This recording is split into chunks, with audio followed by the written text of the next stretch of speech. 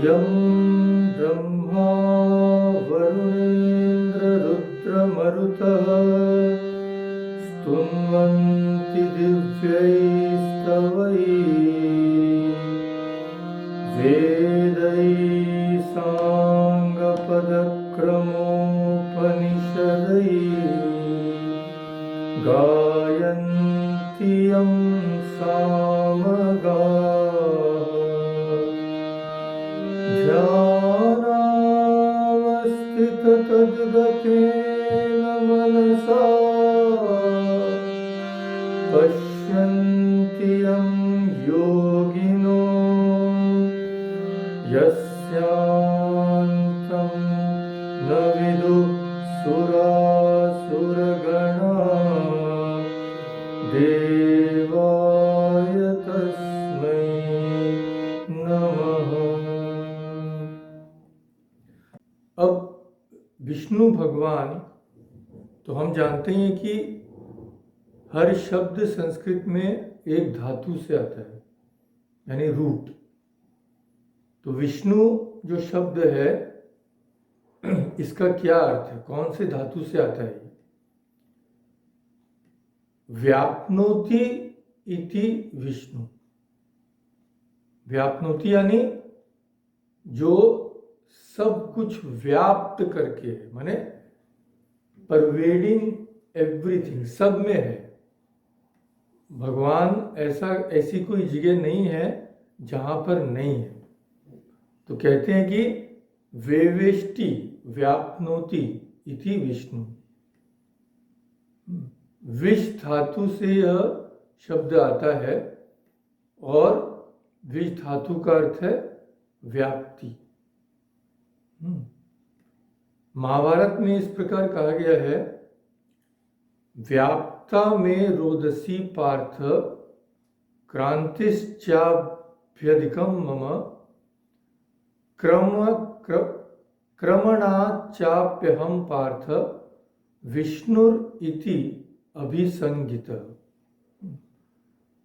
तो भगवान कहते हैं कि पृथ्वी और आकाश मुझसे व्याप्त है, मेरा विस्तार अनंत है और इसी विस्तार के कारण ही मैं विष्णु कहलाता हूं।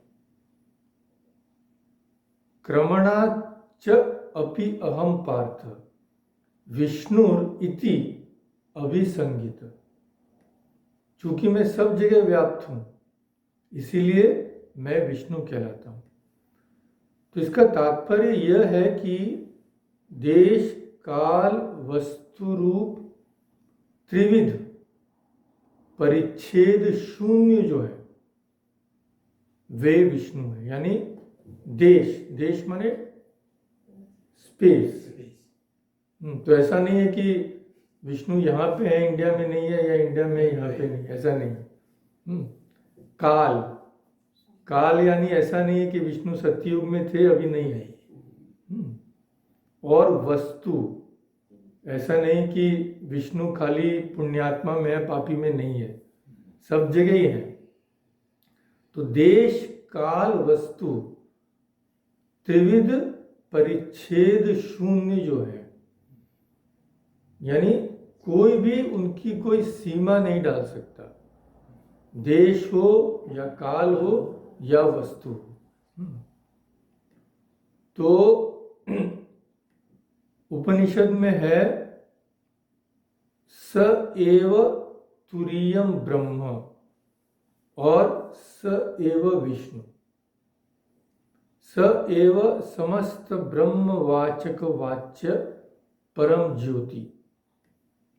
तुरीयम ब्रह्म, तो हम जानते हैं कि जागृत स्वप्न सुषुप्ति 3 अवस्था है, पर इन सब अवस्थाओं को अतिक्रम करके तुरीय अवस्था है। तुरीय यानी ब्रह्म में स्थिति, परमात्मा में स्थिति। तो तुरीय अवस्था यानी निर्गुण निर्विकार ब्रह्म।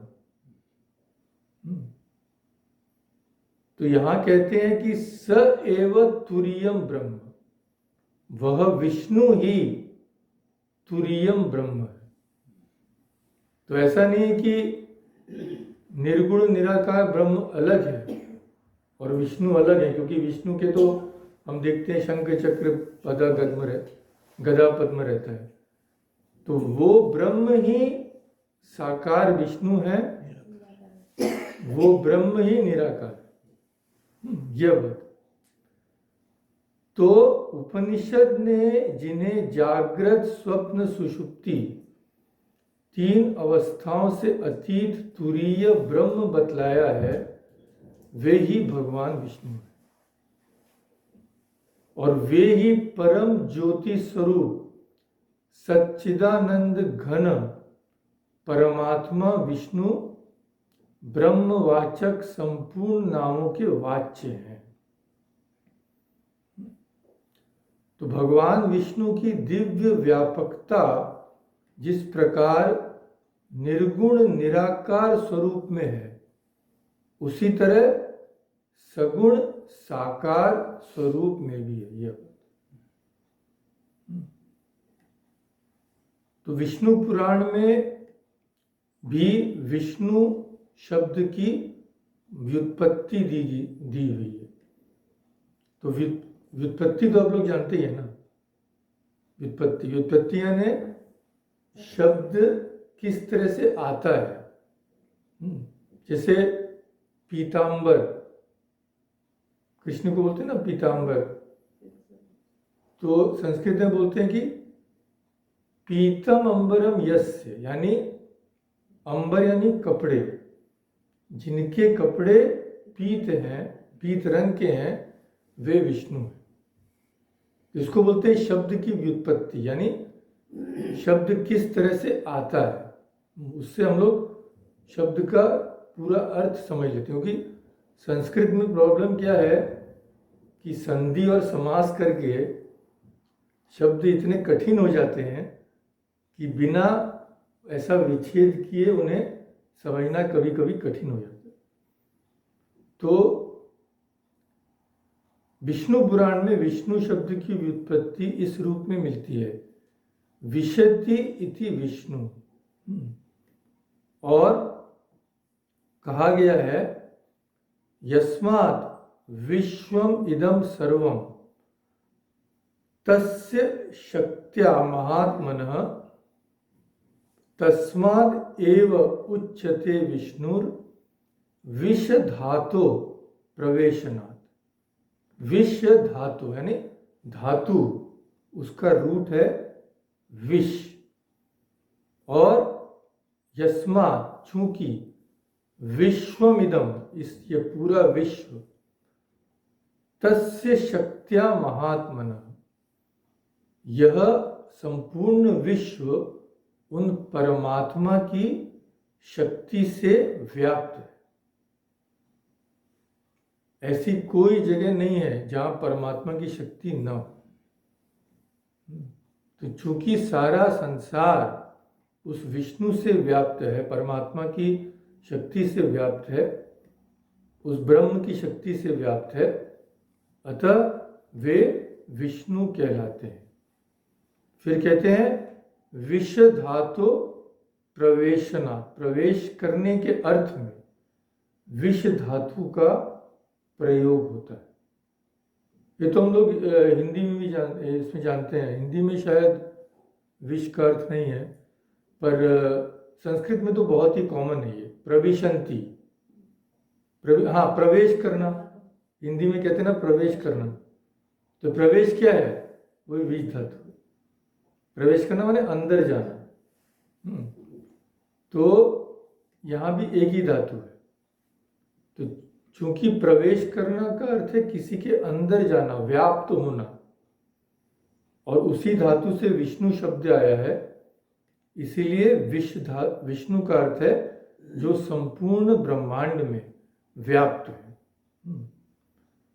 तो जिन कारण ब्रह्म परमात्मा की माया शक्ति से जड़ चेतनात्मक कार्य ब्रह्मांड उत्पन्न होता है, मैं वापिस बोलूंगा इसको, और जो चराचर विश्व के अभ्यंतर में प्रविष्ट होकर उन्हें धारण करते।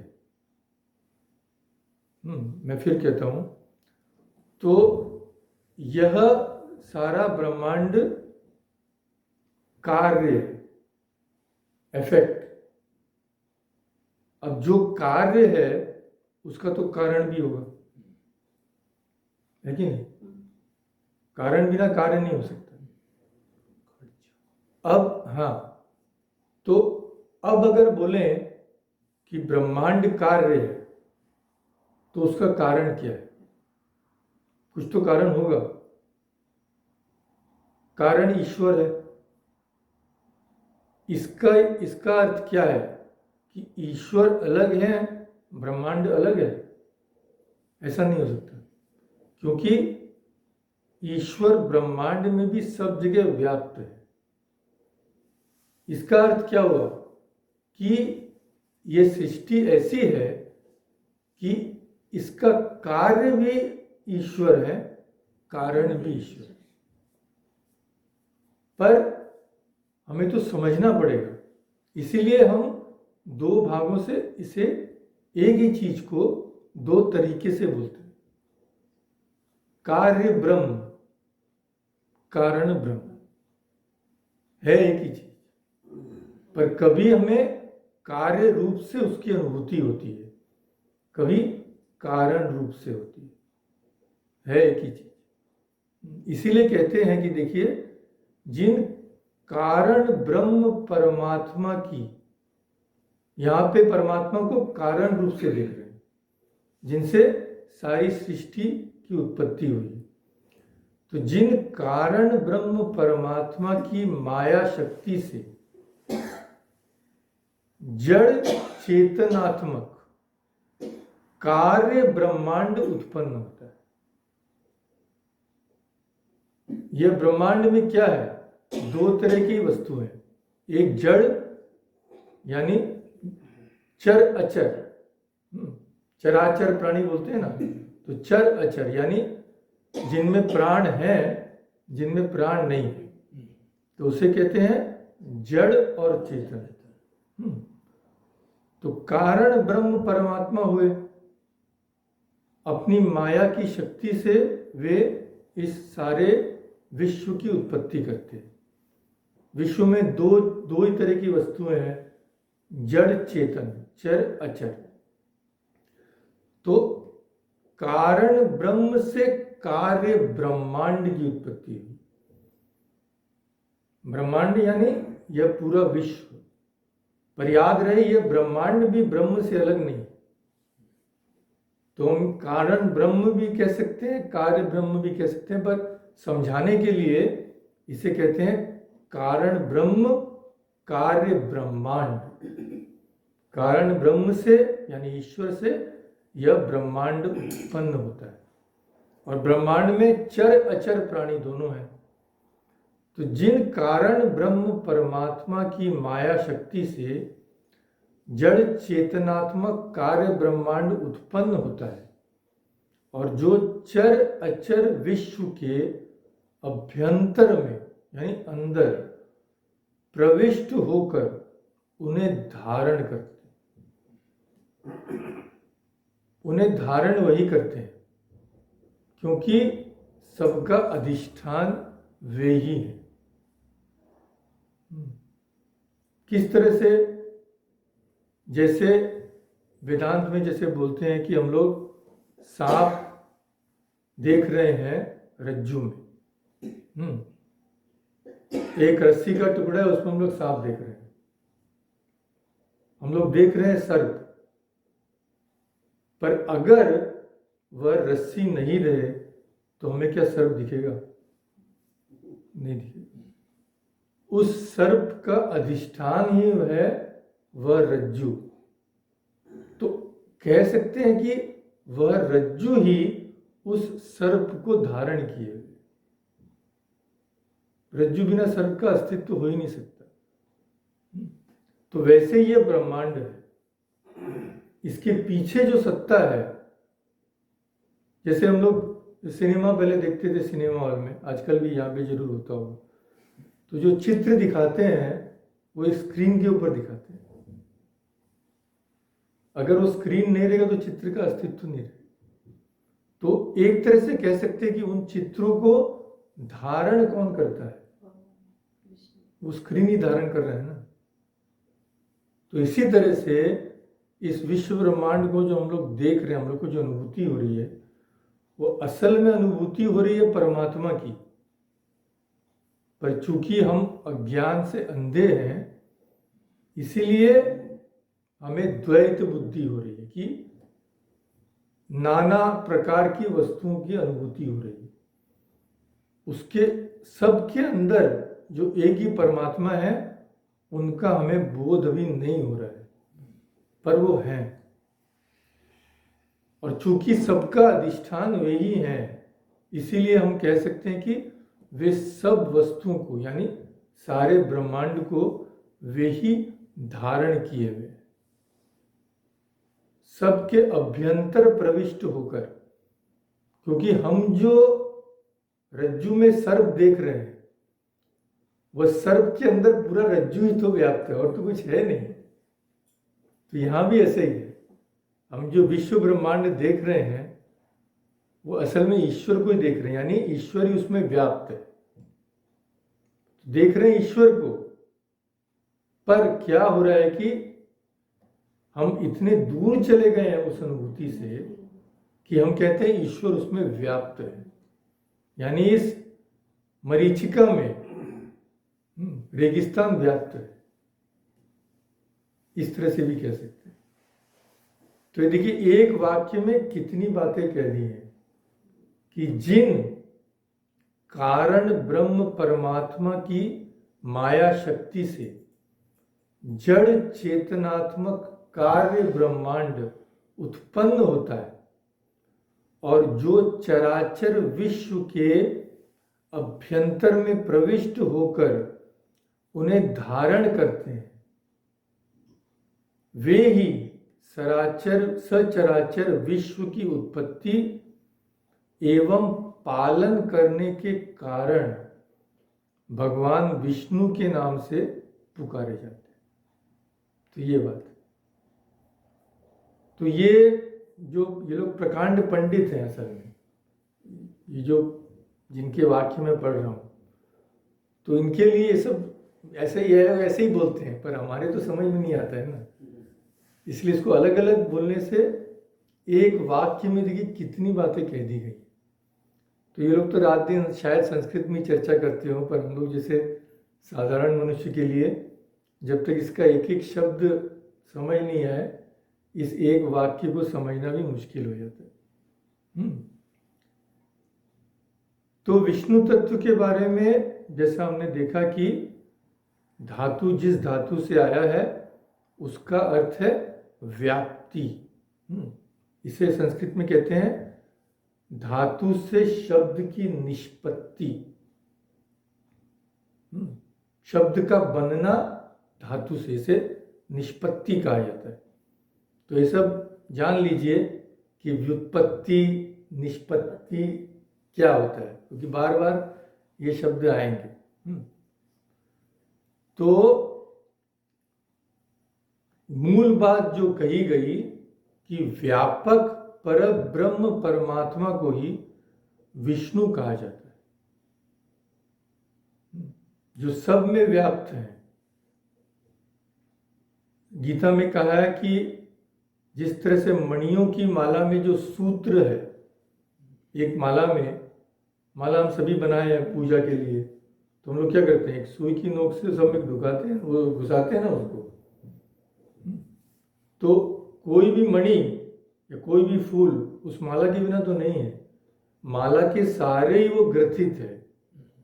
इसी तरह विश्व भी है। तो इसी तरह भगवान कहते हैं गीता में, जिस तरह से मणियों की माला में सूत्र सब मणियों में व्याप्त है, उसी तरह मैं भी सारे विश्व में व्याप्त हूं। ये बात। तो हमारे उपनिषद में भी कहा गया है कि यतो वा इमानी भूतानि जायन्ते, भूत यानी प्राणी, और यत माने जहां से, जिससे, जायन्ते माने जन्म होता है, और ये न जातानि जीवंती, यानी हम लोग जीवंत रहते हैं, हम लोग जीवित रहते हैं, और यत प्रयंत्य विषम विशंति, जिनमें सब प्राणी वापिस लीन हो जाते हैं। वही परमात्मा है, वही ब्रह्म है।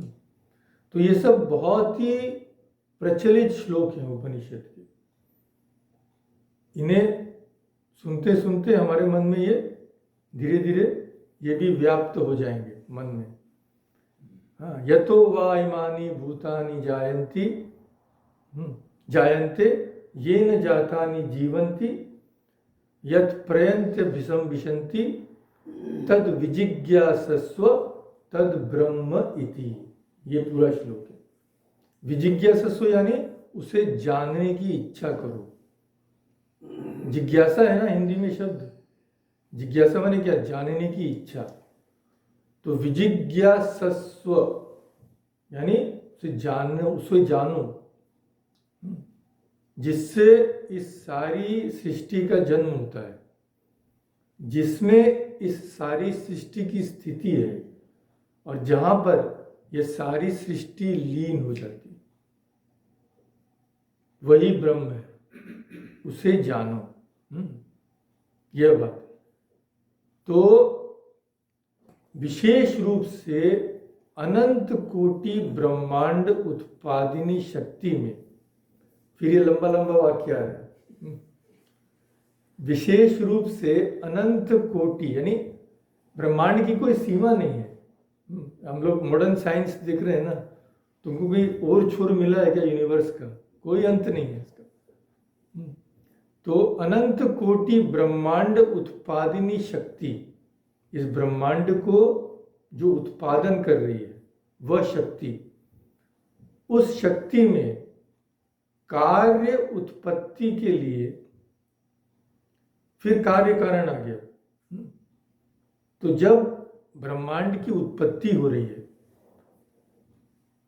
ब्रह्मांड की स्थिति के लिए तीनों गुणों का होना आवश्यक है। तीन गुण कौन से? सत्व रजस तमस। तीनों की अलग अलग प्रक्रिया है। सत्व को कहा जाता है प्रकाश स्वरूप, प्रकाश आत्मक सत्व। रजस को कहा जाता है चलनात्मक यानी क्रिया। हम जो भी काम करते हैं, रजोगुण नहीं रहेगा तो हम काम नहीं कर पाएंगे। और अवष्ठम्भात्मक तम, अवष्ठम्भ यानी स्तब्धता, निस्तब्ध, चुप हो गया। जब हम सोते हैं तो क्या होता है? तमोगुण का इतना अधिक होता है कि हम निस्तब्ध हो जाते हैं, बस खर्राटे भर रहे हैं। अब ये तीन गुण, ये सृष्टि के प्रत्येक कण में है। ऐसा नहीं हो सकता कि केवल सत्व ही है, केवल रजस है, केवल तमस है। ऐसा नहीं हो सकता। किसी भी मनुष्य में ऐसा नहीं हो सकता कि केवल सत्व गुण है। हाँ, सत्व गुण का आधिक्य बहुत रह सकता है। जैसे ईश्वर जब आते हैं तो उनमें सत्व गुण का आधिक्य बहुत रहता है, पर वे भी तो, उनको भी तो क्रिया करनी पड़ेगी। जब क्रिया करनी पड़ेगी तो रजस चाहिए। इसको श्री रामकृष्ण बहुत ही सिंपल रूप से समझाते हैं। क्या मधु जी बताएंगे कि गहना वहना जब बनाते हैं हम लोग, सोने के गहने, तो गहने में खाद मिलाते हैं, है कि नहीं? जानते हैं मधु जी आप? सोने के गहने जब बनाते हैं तो क्या शुद्ध स्वर्ण के गहने होते हैं? वो उसमें खाद जो मिलाते हैं उसमें होते खाद, इम्प्योरिटी। अगर शुद्ध सोना हो उसके गहने नहीं बन सकते, उनका आकार ही नहीं बनेगा। तो जो भी है, हाँ, तो श्री रामकृष्ण बहुत सिंपल तरीके से समझाते हैं कि शुद्ध सोने का गहना नहीं बन सकता, उसमें तुमको थोड़ा सा थोड़ी सी खाद मिलानी पड़ेगी। जहाँ तक मैं जानता हूँ उसे तो खाद ही कहते हैं, और कुछ कहते हैं? खाद ही बोलते हैं, तांबा भी बोल देते हैं। तांबा ही बोल देते हैं। ये शायद बंगला में वो खाद बोलते हैं, हिंदी में कुछ और बोलते हैं। तांबा, जो उसको मेटल तांबा, तांबा तो मेटल है, तामा पर और कुछ भी तो कोई और मेटल मिला सकते हैं उसमें, या तांबा ही मिलाते हैं? तांबा मोस्टली होता है। तांबा ही होता है। हाँ, तो अब मैं तो बंगाल में रह के कभी कभी मैं हिंदी में भी बंगला मिला देता हूँ, तो बंगाल में उसको बोलते हैं खाद। तो मूल बात यह है कि अवतार भी जब अगर शरीर धारण करें तो शुद्ध सत्व का होगा तो शरीर धारण नहीं कर सकेगा। तो हर प्रत्येक कण में रजस होना जरूरी है, तमस भी होना जरूरी है, और सत्व गुण भी होना जरूरी है। तब देखिए ये वाक्य फिर से देखते हैं। विशेष रूप से अनंत कोटि ब्रह्मांड उत्पादिनी शक्ति में, जो शक्ति, जिस शक्ति से यह ब्रह्मांड उत्पन्न होता है, उसके लिए तीनों चीज चाहिए। प्रकाशात्मक सत्व गुण, चलनात्मक रजगुण, और अवष्ठम्भात्मक तमस गुण।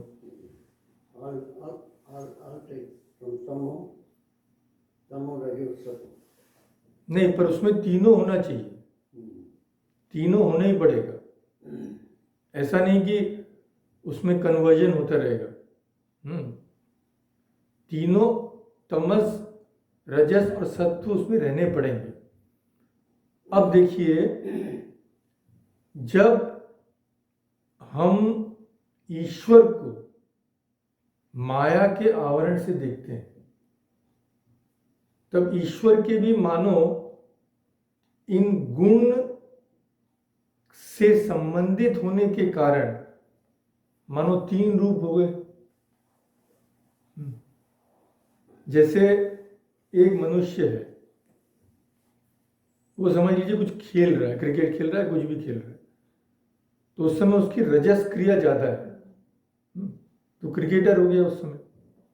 जब सो रहा है तो तमोगुण ज्यादा है, और जब पूजा पाठ करे तो सत्वगुण ज्यादा है। तो उस एक मनुष्य को ही हम एक बार पुजारी बोलेंगे जब सत्वगुण ज्यादा है, एक बार निद्रालु बोलेंगे जब वो सो रहा है, एक बार खिलाड़ी बोलेंगे जब रजस ज्यादा है, पर है तो एक ही। तो इसीलिए ईश्वर को जब हम तीनों गुणों के द्वारा समझने की चेष्टा करते हैं, तब क्या होता है? तद गुणों की प्रधानता से वह ईश्वर यानी ब्रह्म ही रजस के संबंध से ब्रह्मा बन जाते हैं।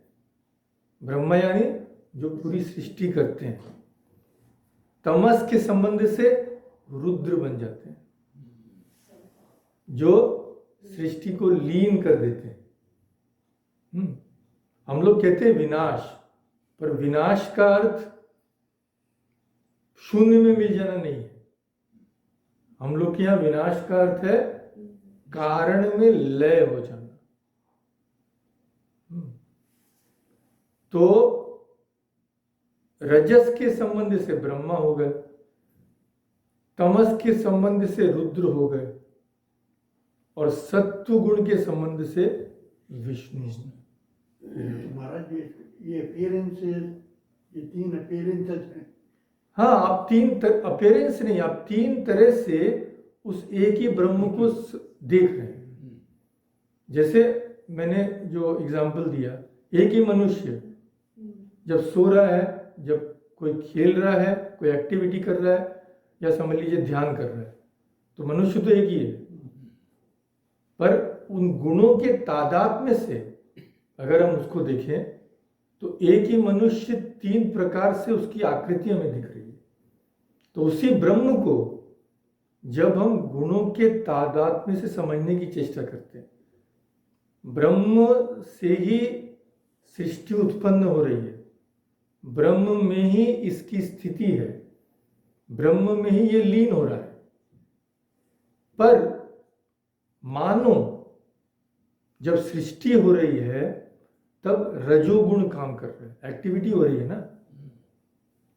स्थिति जब हो गई तो सत्वगुण आ गया, और जब संहार हो रहा है यानी कारण में लय हो रहा है तब मानो तमोगुण कार्य कर रहा है।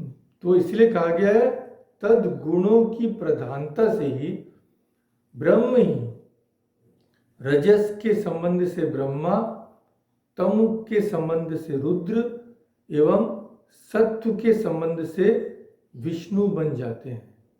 यह प्रकारांतरेण, प्रकारांतरेण माने ये बहुत बड़े बड़े शब्द हैं ये लोग यूज करते हैं, इसीलिए प्रकारांतरेण माने अगर दूसरी तरह से कहा जाए तो अच्छा है हम लोग थोड़ी हिंदी भी सीख लेंगे। अगर दूसरी तरह से कहा जाए तो क्या है, उत्पादिनी शक्ति विशिष्ट ब्रह्म ब्रह्मा हो गए। जो ब्रह्म उत्पादिनी शक्ति से जो विशिष्ट है यानी जो गुण उनमें है तब तो ब्रह्मा हो गए। जब वही संहारिणी शक्ति बनी तब रुद्र हो गए।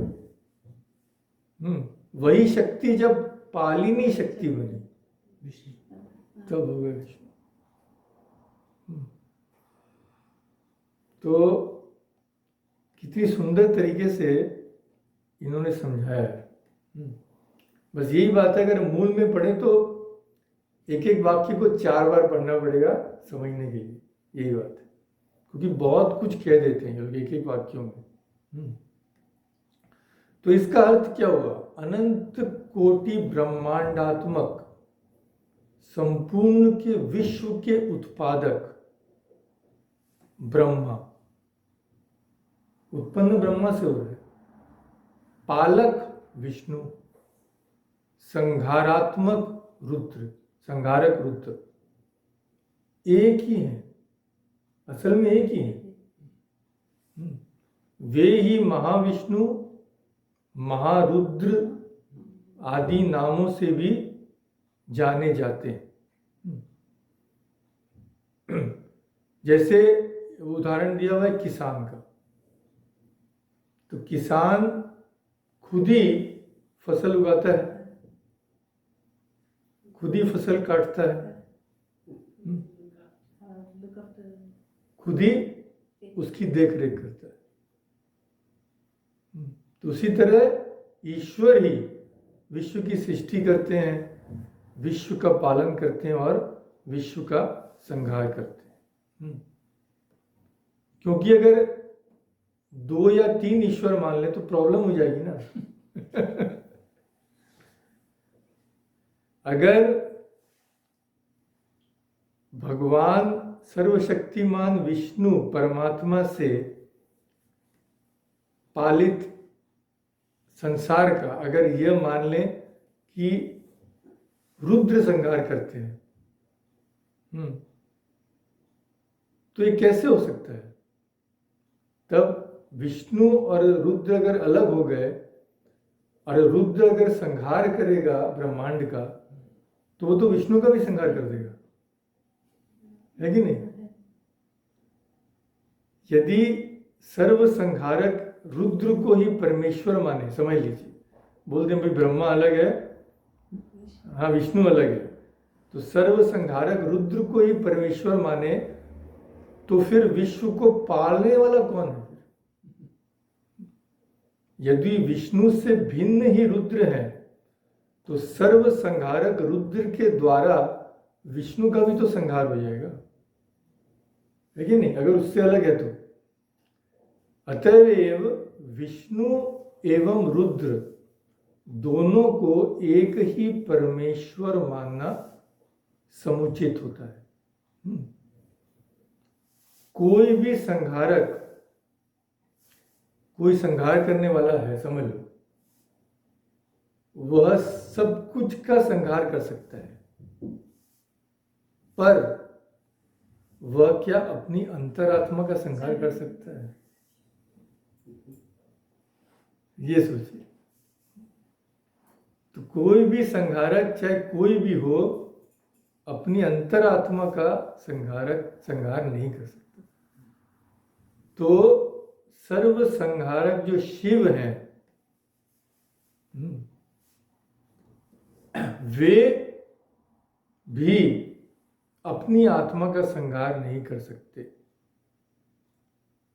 और इसीलिए ईश्वर को नित्य कहा जाता है, क्योंकि ब्रह्मांड रहे ना रहे ईश्वर नित्य है।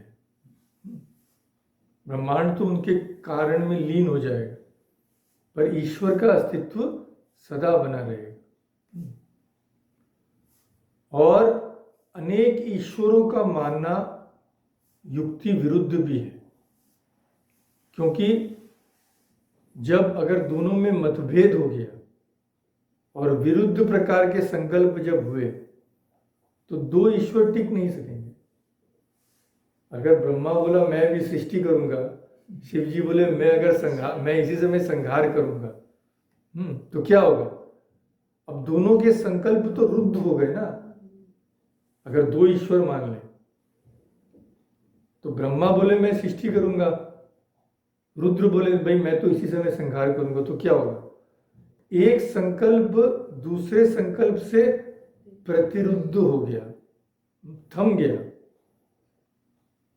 तो दोनों ही ईश्वर का संकल्प थम नहीं सकता है। ईश्वर सर्वशक्तिमान है, तो अगर ब्रह्मा और रुद्र का संकल्प थम गया तो यह साबित हो जाएगा दोनों ही अनीश्वर हैं, दोनों ही ईश्वर नहीं हो सकते। यदि एक के संकल्प से दूसरे का संकल्प कट गया तो सिद्ध संकल्प ही परमेश्वर हो सकता है। इसका अर्थ हुआ कि दोनों ही परमेश्वर नहीं, क्योंकि दोनों का संकल्प ही असत्य हो गया। और अगर असत्य संकल्पता हो गई तो दोनों ही अनीश्वर भी सिद्ध हो गए, दोनों ही से ईश्वर नहीं। इसीलिए दो ईश्वरों की कल्पना भी नहीं की जा सकती। इसीलिए जब हम लोग पुराण अगर पढ़ें तो अगर आप विष्णु पुराण में देखेंगे तो बोलेंगे विष्णु ही ईश्वर है, शिव पुराण में देखेंगे तो शिव ही ईश्वर है, देवी पुराण में देखेंगे तो बोलेंगे देवी भगवती ही सर्वशक्तिमान है, ब्रह्मा विष्णु तो उसके नौकर है। ये सब भी लिखा गया है। चंडी में क्या होता है? सब देव विष्णु शिव तब तो स्तुति कर रहे हैं देवी की। इसका अर्थ क्या हुआ? तब कौन सा सत्य है? सब सत्य है, क्योंकि एक ही ईश्वर को शिव पुराण में शिव कहा गया है, एक ही ईश्वर को विष्णु पुराण में विष्णु कहा गया है, एक ही ईश्वर को चंडी में दुर्गा सप्तशती में महाशक्ति कहा गया है। क्योंकि शक्ति और शक्तिमान अलग नहीं हो सकते, जिसकी शक्ति है वही शक्तिमान भी है। अतः सिद्ध क्या हुआ कि जगत का उत्पादक, पालक और संहारक परमेश्वर ही है। वे ही विष्णु हैं, वे ही रुद्र हैं, वे ही ब्रह्मा है। उनका किसी भी नाम से, भले ही हम किसी भी नाम से व्यवहार हो, परंतु शास्त्र से जिस तत्व में जगत कारणत्व, सर्वज्ञत्व, सर्वशक्तिमत्व आदि अवगत हों, उसे ही परमेश्वर समझा जा सकता है।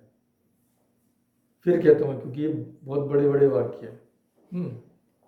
किसी भी नाम से हम पुकारें, परंतु शास्त्र से, जिसमें तीन चीजें बताई गई। पहला, जगत कारणत्व, यानी जिसे हम जगत का कारण मानते हैं। दूसरा, सर्वज्ञत्व, जिसे सर्वज्ञ कहते हैं, ईश्वर के अनजाना कुछ भी नहीं। तृतीय, सर्वशक्तिमत्व, जिसको बोलते हैं ओमनीपोटेंट।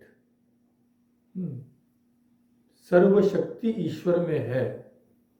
तो जिस तत्व को हम लोग इन 3 गुणों से विभूषित करते हैं कि वे ही जगत के कारण हैं, वे ही सर्वज्ञ हैं, वे ही सर्वशक्तिमत हैं, वे ही परमेश्वर हैं। तो विष्णु, रुद्र, ब्रह्मा आदि नामों के अतिरिक्त और कई नामों से परमेश्वर का बोध हुआ है, क्योंकि यह हिंदू धर्म की यह बात कई लोग, बाहर के लोग समझ नहीं सकते। वो लोग कहते तुम लोग के इतने देवी देवता हैं। ये नहीं समझते कि हम उस एक ही परमेश्वर को अनंत नामों से जानते हैं। तो रुचि के अनुसार आप उसकी किसी भी रूप में पूजा कीजिए। आपको चाहिए कि मेरा ईश्वर का सर हाथी का हो और बड़ी तोंद हो, तो गणेश जी को पूजिए। आपको जो पसंद है, आपकी रुचि के अनुसार। ईश्वर तो भक्तों के लिए रूप लेते हैं। तो ये जो विशेषता है, ये और कहीं भी पाना बड़ा मुश्किल है। ये हमारे धर्म की बहुत बड़ी विशेषता है। तो इसके पीछे जो दर्शन है, जो लोग नहीं समझ सकते, वही कहते हैं कि हिंदू मूर्ति पूजक है या हिंदू के 33 करोड़ देवता है। इसके पीछे तत्व तो ये है। तो अनंत ब्रह्मांड नायक भगवान ही विष्णु, पद्म आदि पुराणों में विष्णु, रामायण महाभारत में राम और कृष्ण आदि रूपों में उनकी स्तुति की गई है, और शिव पुराण, स्कंद पुराण में वे ही शिव, रुद्र आदि नामों से कहे जाते हैं। परब्रह्म परमात्मा ही वेद, रामायण, महाभारत, पुराण आदि में अनेक रूपों एवं नामों से पूजित हुए हैं, और वे ही भगवान विष्णु शब्द से वे ही प्रसिद्ध है। यह बात जगत के पालन में ऐश्वर्य की अपेक्षा होती है, शक्ति की अपेक्षा होती है। ईश्वर यानी जिसमें ऐश्वर्य है। जिसमें शक्ति नहीं है, ऐश्वर्य नहीं है, वो संसार की सृष्टि कैसे करेगा? तो क्या क्या ऐश्वर्य विष्णु में है, भगवान में है, उसको कहते हैं परम ऐश्वर्य, यानी समग्र ऐश्वर्य, समग्र धर्म। 6 तरह के ऐश्वर्य बताए गए। समग्र धर्म, समग्र यश, समग्र श्री, समग्र ज्ञान, समग्र वैराग्य, जिसमें हो वे भगवान हैं। भगवान। धनवान यानी क्या हुआ? धनवान यानी क्या हुआ?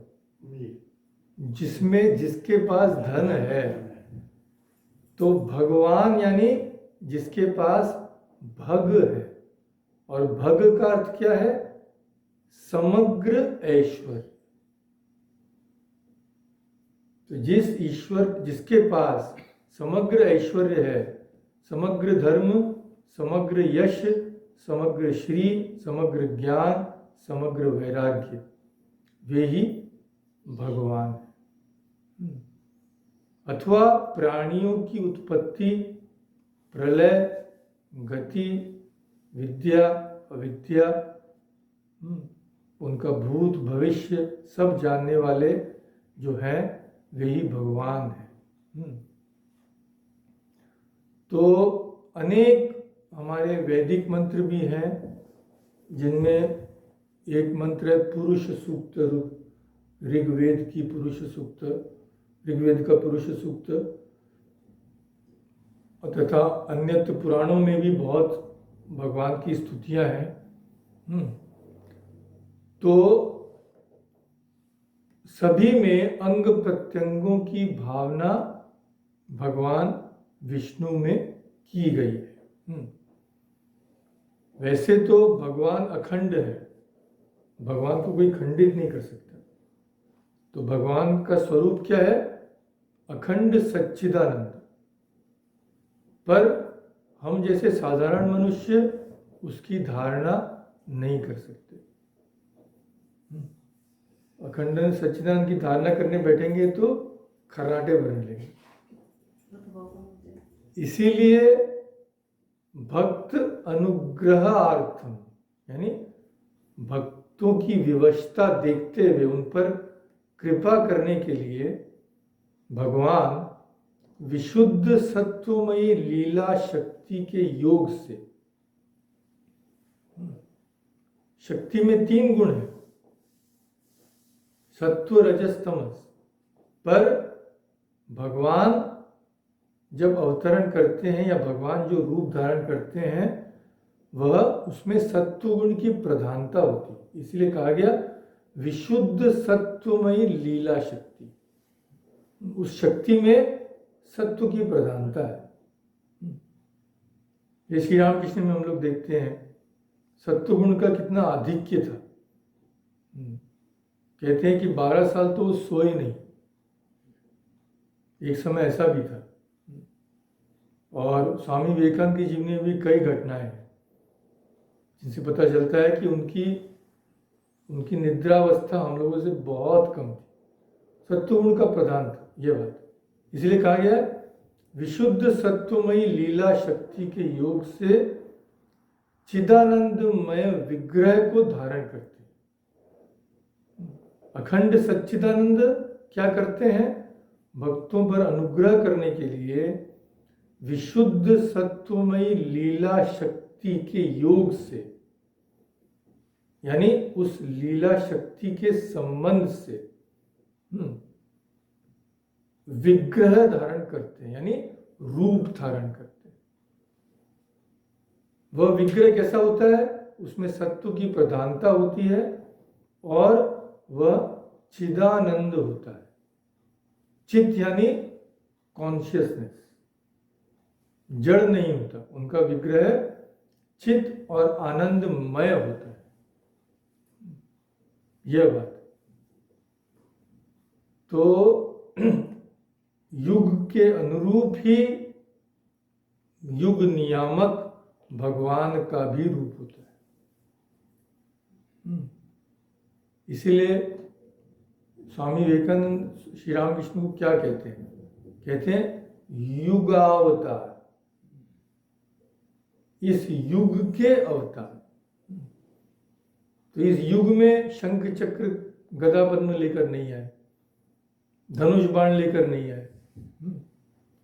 तो युग के अनुरूप ही युग नियामक भगवान का रूप होता है।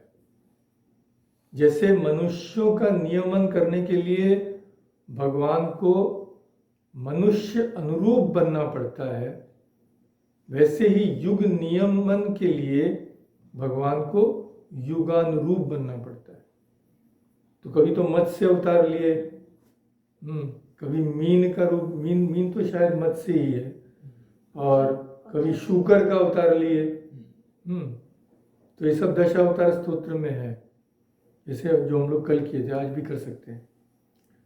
तो स्वरूप स्वतः अरूप भगवान जो हैं, जिनका कोई आकार नहीं है, वे ही उपाधि के संसर्ग से, यानी उपाधि यानी नाम रूप, ये सब उपाधि है। तो उसमें हम नहीं जाएंगे, आज काफ़ी हो गया है, मैं समझ रहा हूँ। आप लोग एक धैर्य की सीमा हो गई है। तो हाँ, अरूप भगवान ने उपाधि के संसर्ग से ही रूप का आविर्भाव होता है, ये बात है। अरूप भगवान रूप धारण करते हैं। कैसे? उपाधियों का संसर्ग, उपाधियों के संसर्ग से। यह बात है। तो संक्षेप में यही भगवान विष्णु का स्वरूप है जो हमारे शास्त्रों में कहा गया।